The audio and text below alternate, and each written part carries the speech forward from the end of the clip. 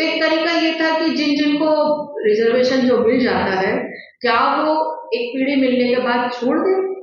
लेकिन सवाल वहां पे ये आता है, जो राजेंद्र पाल जी भी कह रहे थे और मैं भी कहती हूँ, कि मान किसी भी पोस्ट के लिए क्वालिफिकेशन होती है। अगर आप समर्थ हो गए, आपने एक बार पढ़ाई कर ली और उसकी क्वालिफिकेशन इतनी हाई है, तो वो अगर आपके बच्चे नहीं जाएंगे तो दूसरे बच्चों को भी कुछ नहीं मिलने वाला, क्योंकि वो जो टारगेट है उनका, अगर किसी को आईएएस बनना है, आईएएस बनना है तो मिनिमम क्वालिफिकेशन उसकी ग्रेजुएशन है। मैं ठीक कह रही हूँ ना? तो कम से कम किसी को ग्रेजुएशन तो होना पड़ेगा। और हमारी गलती ये रही, मैं अपने हम एज एक्टिविस्ट में अपनी गलती मानती हूँ, और मुझे लगता है कि हमें जो काम, देखिए हम सरकार के पर कभी निर्भर नहीं है। हमारे समाज जो है वो इतना, चाहे उसको कुछ मिला या नहीं मिला, लेकिन वो अपने आप से खड़ा होता रहा, और हमें कभी किसी ने सहारा दिया भी नहीं। और जो लड़ाई थी वो हमारे पेरेंट्स ने, हमारे माता पिता ने, हमारे बड़े बुजुर्गों ने भूखे प्यासे रह के हमको अपने पैरों पे खड़ा किया। चाहे पहली पीढ़ी हमारी अनपढ़ थी, लेकिन मैं फर्स्ट जनरेशन हूँ अपनी, जो पढ़ लिख करके मैं आगे आई हूँ। ये फर्स्ट जनरेशन है। तो फर्स्ट जनरेशन जब बोलने लगी है तो असली प्रॉब्लम वही है, और ये प्रॉब्लम हमारे भाइयों को नहीं है। मैं ये कहती हूँ, ये हमारे समाज की प्रॉब्लम नहीं है, ये पैदा की गई प्रॉब्लम। और मुझे लगता है कि इस चीज से हमें हमें जो है अंदर अपने झांकने का भी मौका, हमें अंदर भी झांकना चाहिए कि हमने ऐसा, हम कहाँ पर फेल हुए हैं, हम क्यों नहीं इस तरीके से सब लोगों को जोड़ पाए या सब लोगों को इकट्ठा कर पाए। मुझे लगता है कि इसका अगर हम विश्लेषण करें तो हम ये बातें, चूंकि मैं बता रही हूँ हमारी फर्स्ट जनरेशन है, और मुझे लगता है किसी किसी की हो सकता है सेकंड जनरेशन हो, इससे ज्यादा नहीं है। मतलब मेरी थर्ड जनरेशन वाले तो भी है ही नहीं। तो अगर फर्स्ट जनरेशन ने जो पाया, सेकंड जनरेशन को जो मिला, लेकिन कहाँ है लोग, समाज में जाने के लिए लोग कहाँ हैं? हमें तो अपनी नौकरी बचाना ही भारी पड़ जाता है। पूरी जिंदगी नौकरी, जो रिजर्वेशन से नौकरी मिली उसको बचाने में ताकत खत्म हो जाती है। बावजूद इसके उस नौकरी को बचाते हुए, उस इज्जत को बचाते हुए समाज में लोग काम करते रहे, और आज उसी का परिणाम है कि आप देख रहे हैं, मैं सामने देख रही हूँ हमारे कितने सारे युवा साथी सोशल मीडिया, जो ये सब चल रही है फिल्म, ये उसी का परिणाम है। आज उन्होंने हमें साधन नहीं दिए कि वो हमारी फिल्म बनाए, तो हमारी फिल्में बनने लगी, तरह तरह की फिल्में बनने लगी, कास्ट इशू पे बनने लगी, जेंडर इशू पे बनने लगी, और लड़ाइयां फिल्मों से लड़ी जाने लगी। लोगों ने कहा कि कोई तुम्हारी पीड़ा लिखने वाला नहीं, तो हमारे साहित्यकार हो गए, काफी सारे साहित्यकार हो गए, उनके साहित्य को टक्कर देने लगे। लोगों ने उनका साहित्य पढ़ना छोड़ करके दलित साहित्य पढ़ना शुरू कर दिया। महाराष्ट्र में तो दलित साहित्य, जो दलित साहित्य नहीं था, वो दलित साहित्य के आगे फीका पड़ गया, इतना पावरफुल साहित्य लिखा। तो ये सारी बातें थी, लोगों ने जब देखा कि इनके थोड़े बहुत जो भी पहुंचे, 0.1% लोग जो भी पढ़े लिखे, वो तो बहुत ही पावरफुल लोग हैं, वो बहुत शक्तिशाली है, वो बोलने में चूकते नहीं है, वो लड़ने खड़े हो जाते हैं। इसी ताकत को, इसी आवाज को दबाने का ये तरीका है कि समाज को आपस में लड़वा, और लड़ाने की ये साजिश बहुत पहले से है।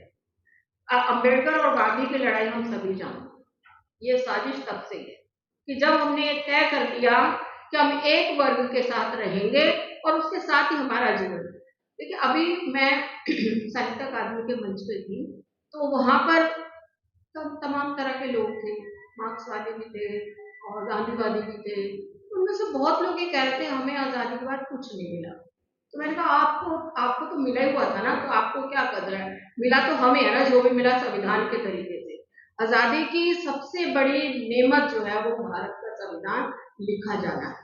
आप उसको रिकॉग्नाइज ही नहीं करते, क्योंकि आपके जीवन में कोई फर्क नहीं पड़ा। आप गुलाम थे तब भी प्रभुत्वशाली थे, आप आजाद हो गए तभी और ज्यादा प्रभुत्वशाली हो गए। तो आपको कभी लगा ही नहीं कि आपको कुछ मिला। लेकिन मिला हमारे जैसे लोगों को संविधान के माध्यम से जो थोड़ा बहुत भी मिला। मैंने कहा 80 भारत को आजाद हुआ आज 78 साल हो गए, अगर बाबा साहब संविधान नहीं लिखते, हमें राइट नहीं देते, तो मैं साहित्य अकादमी में घुस भी नहीं पाती। ये ताकत है संविधान की। ये जो एक पूरा मूवमेंट चला, दलित आंदोलन चला, ये उसकी ताकत है। ये उसी ताकत को तोड़ने की कोशिश है। अभी मुझे लगता है कि जिस तरीके से हमारी पॉलिटिकल पार्टी बनने लगे, छोटे-छोटे पार्टियाँ बनने लगी हैं, जो अपना जो है अपने राइट के लिए अपने छोटे समूह बनाते हैं, छोटी पार्टी, अगला हमला उस पर होगा। अगला हमला उस पर क्या होगा कि सिर्फ 1 या 2 पार्टी रहेंगी, बाकी छोटी पार्टी, क्षेत्रीय पार्टियों को खत्म करने की लड़ाई भी होगी।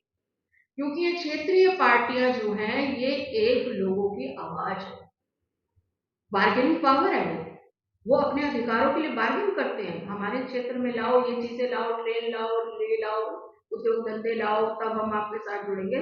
तो अगला जो हमला है वो पॉलिटिकल पार्टियों पे भी होगा, जो छोटी क्षेत्रीय पार्टियां हैं। तो साथियों, जो हमारी लड़ाई थी, हमारी लड़ाई थोड़ी आगे बढ़ी थी, रिजर्वेशन से सरकारी नौकरियों पे आगे बढ़ करके वही क्षेत्र में आई। मुझे याद है एक बड़ी कंपनी है जो कि स्कूटर बनाती है, बजाज।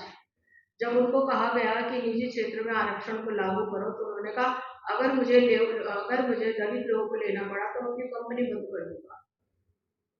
इस तरह के स्टेटमेंट थे। मतलब आप सोचिए कि कितना ज्यादा माहौल ऐसा है जो कि एंटी दलित है, जो कि कल्पना ही नहीं कर सकते कि उनकी फैक्ट्रियों में, उनकी कंपनियों में, उनकी कॉर्पोरेट सिस्टम में दलित लोग काम करेंगे। ये सरकारी नौकरियों में थोड़ी बहुत जो भागीदारी हुई, जो कि बहुत कम हुई, जो कि बता रहे थे राज्यपाल जी, अगर 50,000 लोग की जरूरत थी तो 5,000 लोग भरे गए, बाकी 45,000 पोस्ट खाली रही।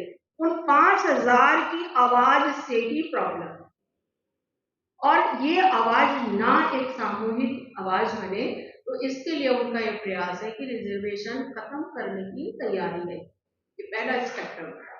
जब वो देखेंगे, वो अब खड़ा होकर के 2 बिल्लियों की लड़ाई में, आपको पता है कि बंदर सारी रोटी खा जाता है। 2 बिल्लियों की लड़ाई में वो कहेंगे जी खत्म, अब आप लोग आपस में फैसला नहीं कर पा रहे, हम फैसला करें। तो मुझे लगता है कि जो हमें क्या करना चाहिए, हमारा फर्ज क्या होना चाहिए। हम जानते हैं कि हमारे सामने चुनौती क्या है, और अब हमारे सामने बहुत भयंकर, अभी तक चुनौती ये थी कि एक तरह के लोग थे जिनसे हम लड़ते थे, उनको हम करते थे, लेकिन अब हमारी आपस में जो लड़ाई करवाने की कोशिश की गई है, उसमें हमारा क्या फर्ज बनता है, हम क्या करें ऐसा कि हमारा समाज एक रहे। क्योंकि एक रहेंगे तो जीतेंगे, बट जाएंगे तो हारेंगे, और हम वापस 2,500 साल पहले वाली स्थिति में आ जाएंगे। ये स्थिति वही है, वही लाने की कोशिश की जा रही है कि जब आपको दूर से कह दिया जाए कि हटो हटो ये लोग आ रहे हैं, हटो हटो ये नहीं है। तो इसलिए मुझे लगता है कि as a activist, as a writer, as a जो भी आप समझे, मैं चाहे स्टूडेंट माने, प्रोफेसर माने, जो भी माने ना, हमें जो है वो फिर से संविधान के दायरे में रह के लड़ाई लड़नी होगी। मतलब हमारे साथी कह रहे थे कि दोनों तरफ से बड़ी गंदी बिटर बातचीत चल रही है, दोनों तरफ से। ऐसा नहीं कि भाई वो ये कह रहे हैं कि देखिए, कोई भी जब गाली देता है तो वो दोनों को एक साथ ही देता है। मुझे नहीं लगता कि कोई अकेला जाति देता है, अकेला गाली कभी नहीं देता, थोड़ा चमारी बोलेगा और कुछ बोलेगा ही नहीं, है ना। तो जब वो उनकी टारगेट पे ही दोनों है, वो फर्क नहीं करते, वो उनके सामने कोई भी आ जाए वो उसी तरीके से करता है। आप देखिए कितने जगह भी कुछ साल पहले जब दलित महिलाओं को जो है वो सवर्ण महिलाओं ने नंगा करके पीटा था, ये थोड़े समय पहले की घटना है, उनके लिए एक ही है। आप जितना भी वर्गीकरण सोच ले, कर ले, बांट ले लेयर, लेकिन उनकी निगाह में हम एक ही, एक समुदाय, और वो बराबर गाली देते हैं। और अभी मिर्चपुर की घटना का कारण क्या था। मिर्चपुर में जो हरियाणा में घटना थी जिसमें उन्होंने दलितों के घर जला दिए, सिर्फ रीजन ये था कि वो लोग साफ सुथरे क्यों लग रहे हैं, उनके घर में बाइक क्यों है, उनके बच्चे स्कूल क्यों जा रहे हैं, वो इतने सुंदर कैसे लगते हैं, वो इतने ऐसे कैसे लग रहे हैं कि वो हमारी बराबरी कर रहे हैं। तो उन्होंने उनके घर जला दिए, दलितों के घर जला दिए। उसमें एक बच्ची भी जल के मरी थी जो कि 10वीं क्लास में पढ़ रही, बच्ची विकलांग थी, उसके बूढ़े फादर। तो हमारा मानना ये है कि अगर हम तो हम थोड़ा पढ़ लिख गए, थोड़ी सुविधाएं आ गई तो हम समझे, हमें ये भी समझना है कि हमें एक को हाथ दे करके उठाना है, हमें उसको सहारा देना है, हम उसको अपशब्द नहीं कहेंगे। अपशब्द कहेंगे वो भी अपशब्द में बोलेगा।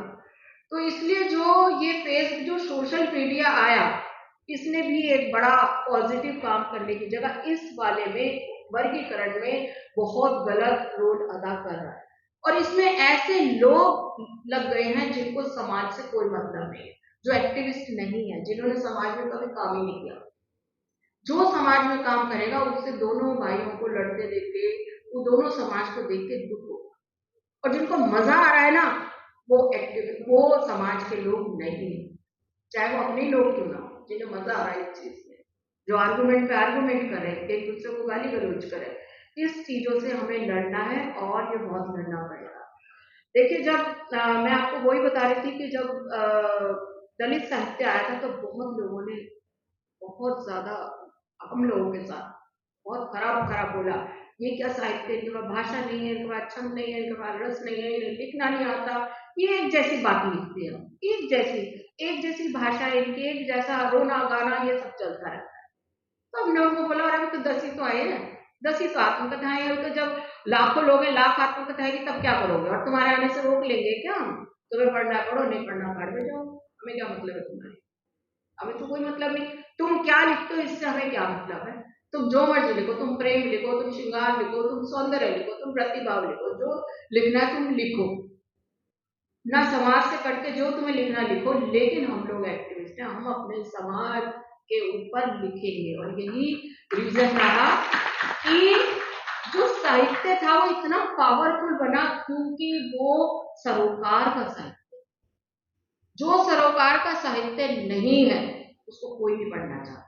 दलित साहित्य का पावरफुल यही है, मुझे लगता है इसी वजह से जो हमारे, मैं अपने जो ताकत है, जो मैं बोल रही थी कि जो भी थोड़े लोग पढ़ लिख करके आए, चाहे अगर एक कॉलेज में एक प्रोफेसर भी है, वो भी 1000 लोगों की आवाज है, और वो उसी आवाज से डर जाते हैं।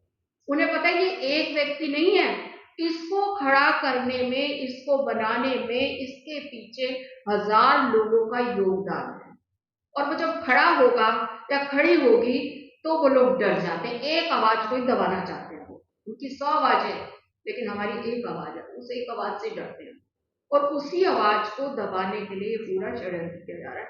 मुझे लगता है कि थोड़ा सा हमें जो है, अब हमारी रणनीति में ये होना चाहिए कि हमें छोटी छोटी बैठकें करनी चाहिए, क्योंकि देखिए, एक तो जो राजेंद्र जी बता रहे थे वो तो चलना ही है, वो तो एक लीगल लड़ाई तो है ही। अगर उन्होंने जो जजों की बेंच ने जो फैसला दे दिया, उनसे तो लड़ना कानूनी रूप में होगा, लेकिन हम अपने समाज को कैसे यूनाइट करें ये हमें सोचना है। और कल को अगर हमारा समाज यूनाइट होकर कह देता है कि तुम्हारा फैसला गलत है, तो इससे बड़ी ताकत तो कोई नहीं है, जज क्या कर लेंगे। और इस तरह मुझे लगता है कि हमें वापस में, चाहे हमारे जो है बस्ती लेवल पे हो या कैसे भी हो, हमें काम करने की जरूरत है। मुझे याद है जब कुछ साल पहले जब संगम बिहार था एक, तो वहां पर हम लोग जो एक बस्ती में स्कूल चलाते थे, और वहां से एक जज निकले, मतलब वो स्कूल चलाने का कायदा निकला, वहां से एक जज निकले, जज बने। तो मुझे लगता है कि अगर हम थोड़ा सा मूव करेंगे, अगर हम कुछ ना करें, हम बस्ती में नहीं जा सकते, तो हमारे पास कुछ स्टूडेंट्स होंगे, कुछ होंगे हमारे घर के आसपास लोग रहे, उन्हीं को हमें करना पड़ेगा। नहीं तो वो दिन दूर नहीं है जब हम आपस में एक दूसरे पे तलवारें तान लेंगे, एक दूसरे का सिर काटने लग जाएंगे, और ये दिखने भी लगा है। तो प्लीज, जो भी थोड़ी सी जिम्मेदारी को महसूस करते हुए, और आज हमें ये भी जरूरत है कि जो मेन लड़ाई जिससे हम भटक रहे हैं, ठेकेदारी प्रथा को खत्म करना। ठेकेदारी ने लोगों की आय को इतना सीमित कर दिया है कि जो आय रेगुलर सर्विस में 60-65 हजार हो सकती है, 35-40 हजार हो सकती है, वो 15-12 हजार में सिमट गई। अब देखिए, सारे ठेके मजदूर, और वो भी जिस दिन वो नहीं आएंगे उनकी सैलरी कट जाएगी, तो वो और भी कम हो जाएगी। तो 12-15 हजार की सैलरी में ये ठेकेदारी प्रथा दलित को दलित बनाए रखने के लिए, ठेकेदारी प्रथा को खत्म नहीं करेंगे। ठेकेदारी प्रथा में ना तो कोई मेडिकल, ना कोई छुट्टियां, कुछ भी नहीं मिलता, वो सिर्फ डेली बेसिस होती है। उसमें आपने ठेके पे काम आपको रोज महीने का आपको 12-15 हज़ार मिल रहा है और उसमें जब आप 5-6 दिन छुट्टी कर गए तो आपके पैसे कट गए। तो ये हमारे सामने जो चुनौतियाँ हैं, मुझे एक बार चंद्रभान जी से मेरी बात हो रही थी, मैं थोड़ी-सी इस बात को ऐसे समझती हूँ जब लोग कंपेयर करने लगते हैं कि इस समाज को ज़्यादा मिला, इसको कम मिला। एक बार उनकी एक रिपोर्ट छपी थी टाइम्स ऑफ इंडिया में कि दलितों के पास जो है ना वो स्कूटर है, कार भी है, वो अच्छा नाश्ता करते हैं, ठीक-ठीक स्थिति हो रही है, एक सर्वे किया था उन्होंने। तो मैंने चंद्रभान जी को फ़ोन किया कि आपने ये सर्वे अपर कास्ट को कंपेयर करके किया है कि अपने ही लोगों को कंपेयर करके किया है? तो उन्होंने कहा नहीं। तो मैंने कहा अगर अगर हमारे लोगों के पास साइकिल से स्कूटर आया तो उनके पास स्कूटर से लैम्बोर्गिनी आ गई है ना? तो अगर हमारे पास चपरासी की नौकरी आई तो वो आईएएस बन गए हैं। इतना बड़ा गैप फासला है। अगर हम ये कहते हैं कि हमारे पास ये है, तो अगर हम 2 पीढ़ी पढ़ लिख करके भी एक साइकिल से स्कूटर पे आए तो क्या तरक्की है बताओ? है ना?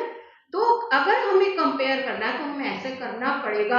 हमें कंपेयर दूसरे समाज के साथ करना, हमें अपने साथ नहीं करना। यही लड़ाई है हमारी। अगर हम ये कहते हैं कि हमारे लोग नौकरी में 5% पहुंचे हैं तो क्या उनके लोग कितने प्रतिशत? 55। 5 और 55 में तो बहुत बड़ा गैप है। और अगर हम ये कहते हैं कि तुम्हारे 55 पहुंच गए और हम 5 पर हैं, तब हमें रियलाइज होता है कि हमें और आंदोलन की जरूरत है, हमें और काम करने की जरूरत है, हमें और पढ़ने लिखने की जरूरत है, ताकि हम अगर कम्पीट करना है तो हमें उनसे कम्पीट। मैं गवर्नमेंट स्कूल में हूँ, तो मैं हमेशा हम ये देखते हैं कि हमारे गवर्नमेंट स्कूल के बच्चे पब्लिक स्कूल से कैसे कम्पीट करेंगे, जो बाय बर्थ इंग्लिश ही बोल रहे हैं, जो सारी चीजें इंग्लिश में टिकी है, हमारे सरकारी स्कूल के बच्चे कैसे करेंगे? ये बड़ा गैप है। तो हम यही कहते हैं कि हमें अपने आप को तैयार करना है उनसे कम्पीट करने के लिए। हमें उनसे डरना नहीं है, हमें उनके सामने खड़े होना है, हमें उनसे लड़ना है, हमें अपनी ताकत को, अपनी एनर्जी को, अपने ज्ञान को बढ़ाना है। हमें ये नहीं कह सकते कि तुम मत पढ़ो, हम किसी को कह नहीं सकते, लेकिन हमें उनके बराबर आने के लिए हमें डबल मेहनत करनी पड़ेगी। और इसलिए मैं कहती हूँ कि हमें जो पे बैक टू सोसाइटी, ये जो सिद्धांत है, ये हमें इस पर सीरियसली काम करना पड़ेगा और इसी के तहत हमें अपनी बस्तियों में भी जाना पड़ेगा। और ये दुखद है कि सरकार ने तमाम तरह के वो चलाए, मतलब सब लड़कियां पढ़ेंगी बढ़ेंगी, ठीक है, पोलियो का चला है, टीबी का चला है, ये चला है, लेकिन इस भारत में छुआछूत के खिलाफ कभी आंदोलन नहीं चला, सरकारी आंदोलन, जो कि चलना चाहिए था। जब देश आजाद हुआ तो इस तरह के भेदभाव के खिलाफ एक मुहिम चल रही थी, लोगों के दिमाग में डालना था कि कुछ ऊंच नीच नहीं होता, और जो ऊंच नीच करते हैं वो मानसिक रोगी होते हैं, क्योंकि कोई भी इंसान गंदा या अच्छा नहीं होता, वो बाहर सब एक जैसे पैदा होते हैं। आज एक लेडी ने लिखा हुआ था कि अमेरिका में कोई रिजर्वेशन नहीं मिला, लेकिन वहां काले लोग देख लो बराबर आ गए। तो वो तो सरकार की बात है ना। अमेरिका ने ये सोचा कि काले लोगों को आप कुछ मत करो, उनको बराबर लाके बैठा दो, ठीक है। आपने उनको क्या बोलते हैं उसको, आपने उनको हिस्सा दे दिया, रिजर्वेशन नहीं दिया, आपने उनको हिस्सा दिया, भागीदारी दी है। रिजर्वेशन से आगे हमें भागीदारी चाहिए। रिजर्वेशन लिमिटेड, लेकिन भागीदारी अनलिमिटेड। हमें रिजर्वेशन से होते हुए भागीदारी पे जाना है। तो मुझे लगता है कि इसकी लड़ाई हमें लड़नी है, और हमें हमारी जो मुझे लगता है कि हम जितने भी एज ए एक्टिविस्ट या एज ए जो भी है, हमें थोड़ा सा अपने साथियों से सद्भाव बनाए रखना, उनसे बात करने, उनको रूठने नहीं देना, उनको गुस्सा नहीं होने देना, उनके साथ मिलजुल के रहना। शुक्रिया, धन्यवाद।